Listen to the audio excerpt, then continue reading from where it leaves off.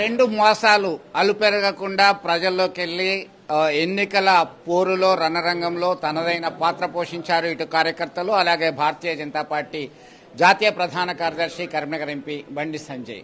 ప్రస్తుతం ఎన్నికలు ముగిసిన తర్వాత కార్యకర్తలతో అదే టెంపో మెయింటైన్ చేస్తున్నారు.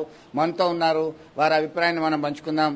జాతీయ స్థాయిలో లోక్సభ ఎన్నికలు జరుగుతున్నాయి. కాంగ్రెస్ సీనియర్ నేతలు వారు కొన్ని కామెంట్స్ చేయడం జరిగింది. శ్యామ్ పిట్రోడా దక్షిణాది రాష్ట్రాలకు చెందినటువంటి వ్యక్తులు ఆఫ్రికన్స్ లాగా ఉంటారని ఒక కామెంట్ చేశారు. మణిశంకర్ అయ్యర్ అంటే ఆయన కాంగ్రెస్ సీనియర్ నేత. ఆయన ఏమంటాడంటే పాకిస్తాన్ దగ్గర అణుబాంబు ఉన్నది, దాన్ని గౌరవించాలంటాడు. ఇదే Shyam Pitroda north eastern state వాళ్ళు చైనా వాళ్ళ లాగా ఉంటారని చెప్పేసి. అంటే ఇది ఎట్లా చూడొచ్చు? Congress party Indian National Congress party కాదు, Italy National Congress party. Italy జాతికి సంబంధించిన కాంగ్రెస్ పార్టీ వ్యవస్థాపకులు ఎవరు? బ్రిటిష్ వాడు. కాబట్టి వాళ్ళు కామన్గా ఈ దేశం పట్ల కాంగ్రెస్ పార్టీ నాయకులు కసి పెంచుకుంటారు. ఈ దేశం పట్ల భక్తిభావం వాళ్ళకు ఉండదు. అందుకే పక్క దేశం దగ్గర అనుభవం ఉంటే చాలా సంతోషపడతారు. పక్క దేశం పోయి ఈ దేశాన్ని ఉన్నటువంటి కల్చర్ని కానీ, సనాతన ధర్మాన్ని కానీ, సంస్కృతి సంప్రదాయాలు కానీ, ఈ దేశ పౌరులను కానీ అవమానపరిచే విధంగా మాట్లాడడం వాళ్ళకి ఆనవాయితీ అయిపోయింది. వాళ్ళకి రాహుల్ గాంధీ అనే వ్యక్తే ఇతర దేశ గడ్డ మీదకి పోయి ఇక్కడ ప్రధానమంత్రి గారిని ఇక్కడ దేశాన్ని కించపరిచే విధంగా వ్యాఖ్యలు చేసినప్పుడు వాళ్ళ నాయకులు సేమ్ అదే విధంగా వ్యాఖ్యలు చేస్తారు. అందుకే ప్రజలు గుణపాఠం చెప్పబోతున్నారు. కాబట్టి ఇటువంటి పరిస్థితుల్లో దేశ ప్రజలందరూ ఆలోచిస్తున్నారు. కాంగ్రెస్ పార్టీ విధానాలు ఏంది? కాంగ్రెస్ పార్టీ మొదటి నుంచి కూడా ఆ కాలం నుంచి ఈ కాలం వరకు కూడా ఈ దేశానికి వ్యతిరేకంగా వ్యాఖ్యలు చేయడం, ఈ దేశాన్ని కించపరిచే విధంగా ప్రయత్నం చేయడం, ఇతర దేశాలకు వత్తాసు పలకడం, చివరకు ఈ దేశంలో ఉన్నటువంటి ప్రజాస్వామ్యాన్ని కూని చేస్తూ పక్క దేశంలో ప్రజాస్వామ్యం ఉందని పోగొనేటువంటి పరిస్థితి చేయడం అన్నీ కూడా కాంగ్రెస్ పార్టీకి ఆనవాయితీగా మారింది. అందుకే ఈ పరిస్థితిలో దానికి తోడు కాంగ్రెస్ పార్టీ దేశభక్తి అయితే 370 ఆర్టికల్ను రద్దు చేయడంలో కాంగ్రెస్ పార్టీ ఎందుకు సహకరించలే? సిటిజన్షిప్ అమెండ్మెంట్ యాక్ట్ విషయంలో కాంగ్రెస్ పార్టీ ఎందుకు సహకరించలే?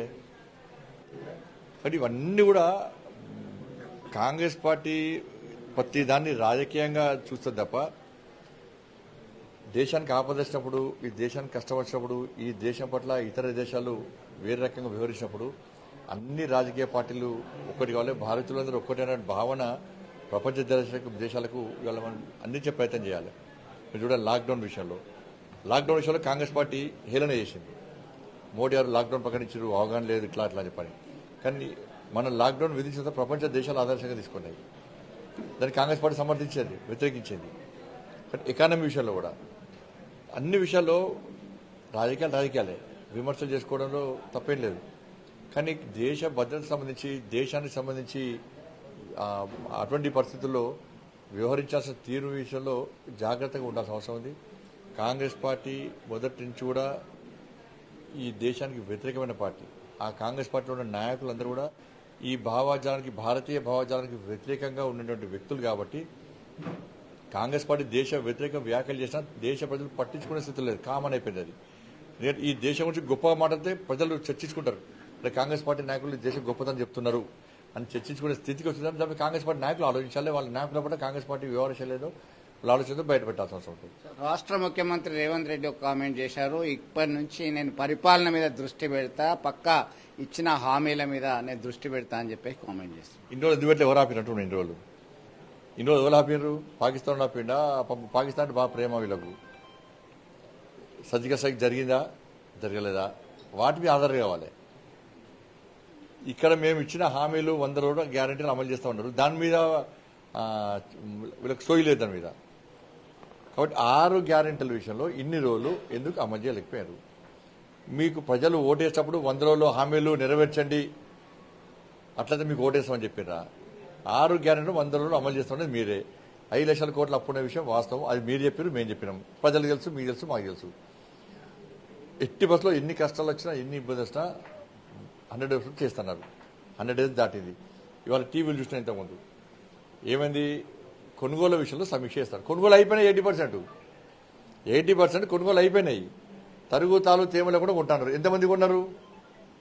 మీరు బోనస్ ఇస్తున్నారు. పంట అయిపోయింది, ఇప్పుడు కొనుగోలు అయిపోయింది, పంట అయిపోయింది. ఎంతమంది బోనస్ ఇచ్చారు? దాని మీద ఇన్ని రోజులు సమీక్ష ఎందుకు చేయలే? కొనుగోలు ప్రారంభించే ముందు సమీక్ష చేయడానికి మీకున్న ఇబ్బంది లేదు. ఇప్పుడు చాలా విషయాలు కూడా మీరు ఓట్ల కోసము కొంతమంది అకౌంట్లో పైసలు వేసారు, కొన్ని హామీలు కొంతమందికి మీరు అప్పుడప్పుడు హామీలు ఇచ్చి వాటి కూడా సహకరించారు. ఎక్కడ భారతీయ జనతా పార్టీ ఆపలే, ఎన్నికల కమిషన్ ఎక్కడ ఫిర్యాదు చేయలే. మరి బోనస్ ఎందుకు వెళ్ళకపోయారు మీరు? ప్రతి గింజను కటింగ్స్ లేకుండా ఎందుకు కొనలేకపోయారు? వాటి విషయంలో ఎందుకు మీరు స్పష్టత వ్యక్తం చేయకపోతున్నారు? 2,500 రూపాయలు కానీ, 4,000 రూపాయల పెన్షన్ కానీ, 15 రూపాయల రైతు భరోసా కానీ, 12 రూపాయల రైతు కూలీలకు కానీ, తులం బంగారం కానీ, 5 లక్షల రూపాయలు 2 లక్షల రూపాయలు రుణమాఫీ కానీ, 5 లక్షల రూపాయలు ఇల్లు జాగాలు లేని వాళ్ళకి కానీ, 5 లక్షల రూపాయలు విద్యార్థి భరోసా కానీ, ఫీజు రియంబర్స్మెంట్ బకాయిలు కానీ, ఆరోగ్యశ్రీ బకాయిలు కానీ, వీటన్నిటి విషయంలో మీరు ఎందుకు 100 రోజుల పాటు స్పష్టమైన ప్రకారం చేయలేకపోయారు? దాని మీద చర్చ జరగాలి. మళ్ళీ ఇప్పుడు స్థానిక సంస్థల ఎన్నికలు ఉన్నాయని చెప్పి మీరు మళ్ళీ సమీక్షల పేరుతోని ఇది చేస్తాం అది చేస్తాం అంటే దాన్ని పడుచుకోరు. ఇలా సాక్షాత్తు రాష్ట్ర ముఖ్యమంత్రి గారే ఇలా 6 గ్యారెంటీ విషయంలో ప్రజలు ప్రశ్నిస్తున్నారని తెలుసుకొని ఇలా ఇష్యూని డైవర్ట్ చేసి రిజర్వేషన్ అంశాన్ని ముందు తీసుకొచ్చే ప్రయత్నం చేశారు. సరే, రిజర్వేషన్ అంశాలు మీరు తీసుకొచ్చారు. దాంతోపాటు 6 గ్యారెంటీల విషయంలో మీరు ఎందుకు ఇలా మాట్లాడకపోయారు? అమలు ఎందుకు చేయలేకపోయారు? 100 రోజులు అమలు చేస్తాను మీరే ఎందుకు చేయలేకపోయారు? దానికి స్పష్టత రావాలి. కానీ ఆగస్టు 15కి రుణమాఫీ చేస్తున్నారు. ఎందుకు? డేట్ ఏంది? కట్ ఆఫ్ డేట్ ఏంది? అది మీరు ఆ డేట్ ఎందుకు నిర్ణయించుకున్నారు? మీరు 4th కౌంటింగ్ అయిపోతుంది, ఎలక్షన్ కూడా అయిపోతుంది. జూన్ 15 ఎందుకు లేకపోయారు? జూలై 15 ఎందుకు లేకపోయారు? ఆగస్టు 15 డేట్ ఏంది అంటే ఈరోజు స్థానిక సంస్థల ఎన్నికలు పెడతారు, మళ్ళీ ఓట్లు వేయించుకుంటారు, ఓట్లు వేసుకొని ఆ బస్ మాస్టర్ వస్తాని ప్రజల మీద పెట్టిపోతారు. ఇది వాళ్ళ ప్లాన్. తెలంగాణ రాష్ట్రంలో లోక్సభ స్థానాలు భారతీయ జనతా పార్టీ ఎన్ని దక్కించుకునే అవకాశం ఉంది? మీ మెజార్టీ పట్ల మీ అభిప్రాయం? మెజార్టీ సీట్లు మేమే సాధించుకున్న తెలంగాణ రాష్ట్రంలో నా కూడా పెద్ద మొత్తంలో పెద్ద మెజార్టీ వస్తుందని చెప్పి నాకు విశ్వాసం నమ్మకం ఉంది. ఎందుకంటే కార్యకర్తలంతా కష్టపడి పనిచేశారు. అన్ని సర్వేలు వస్తున్నటువంటి సర్వే రిపోర్ట్ల బట్టి మంచి మెజార్టీ వస్తుందని చెప్పి ఒక నమ్మకం విశ్వాసం ఉంది మాకు. భారతీయ జనతా పార్టీ నుంచి ప్రధానమంత్రి నరేంద్ర మోడీ వారణాసిలో తన నామినేషన్ వేయడం జరిగింది. వారికి మద్దతుగా తెలుగు ప్రజలను ఉద్దేశించి మీరు ప్రచారం ఎప్పుడు చేయబోతున్నారు? ఎల్లుండి రమ్మన్నారు, రేపు బయలుదేరి వెళ్తున్నాం కాబట్టి తప్పకుండా గతంలో కూడా కిషన్ రెడ్డి గారి నేతృత్వంలో మేము 15 రోజుల పాటు పనిచేస్తాం నరేంద్ర మోడీ ఎలక్షన్ సందర్భంగా. తెలుగు వాళ్ళు కాశీలో తెలుగు వాళ్ళు ఎక్కువ ఉంటారు కాబట్టి రేపు కూడా కిషన్ రెడ్డి గారు వెళ్తున్నారు, నేను వెళ్తున్నాను. తప్పకుండా ప్రచారం చేసి వారికి మద్దతుగా ప్రచారం చేసే ప్రయత్నం అదృష్టంగా భావిస్తాను.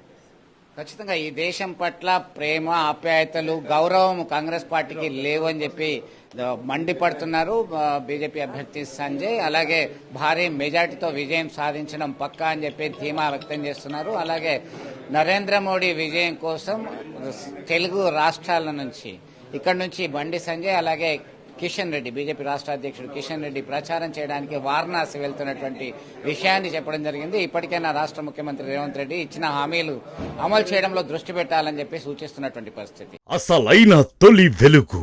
ఫాలో వాట్సాప్ @తొలి వెలుగు అఫీషియల్.